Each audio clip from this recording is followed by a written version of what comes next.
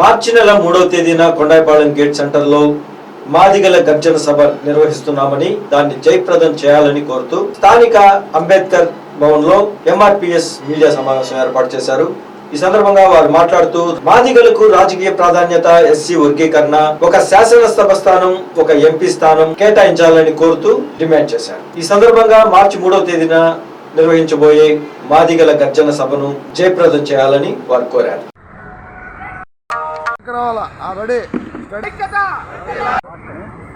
నా పేరు పొలాల శ్రీనివాసులు మాదిగ, మన ఎంఆర్పిఎస్ వ్యవస్థాపక రాష్ట్ర అధ్యక్షులు.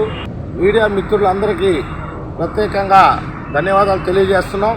ఈరోజు ముఖ్య ఉద్దేశం అంబేద్కర్ భవన్లో ప్రెస్ మీట్ పెట్టడానికి కారణం మాదిగల మన ఎంఆర్పిఎస్ ఆధ్వర్యంలో మాదిగల రాజకీయ గర్జన బహిరంగ సభ 3వ తారీఖు మార్చి 3వ తారీఖున కొండాయిపాలెం గేట్ సర్కిల్లో 3 గంటల నుంచి 6 గంటల దాకా మాదిగల సత్తా చూపించాలని, మాదిగలు ఉనికి మేము కూడా బలంగా ఉన్నామని చూపి రాజకీయ నాయకులకి, పార్టీలకి తెలియపరచాలని, బలంగా ఉన్నామని తెలియపరచాలనే ఒక ఉద్దేశంతో ఈ బహిరంగ సభ ఏర్పాటు చేశాం.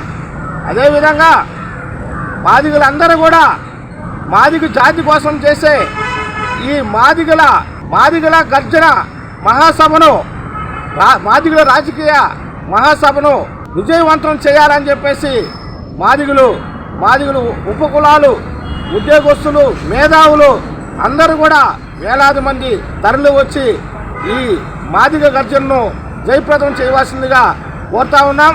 అదేవిధంగా ముఖ్యంగా మేము ఈ మన ఎంఆర్పిఎస్ తరఫున మాదిగల గర్జన, రాజకీయ గర్జన పెట్టేదానికి కారణం ముఖ్య డిమాండ్స్ 8 పాంపులెట్ రూపంలో ఈరోజు ఓడ పత్రిక ఆవిష్కరణ పాంపులెట్ ఈరోజు రిలీజ్ చేస్తున్నాం.